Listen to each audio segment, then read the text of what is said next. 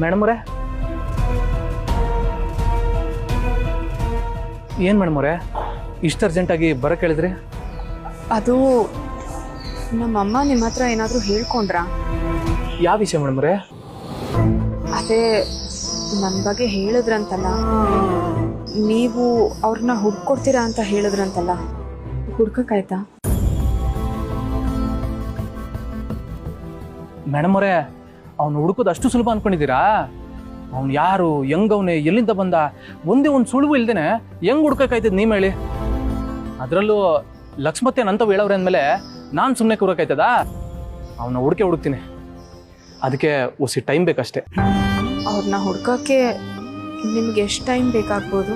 Madam ಅವರೇ, ನೀವೇನು ತಲೆ ಕೆಡಿಸ್ಕೊಬೇಡಿ. ಈ ಸಿದ್ದೇಗೌಡನ್ಗೆ ಹೇಳಿದಿರಲ್ಲ, ಧೈರ್ಯವಾಗಿರಿ.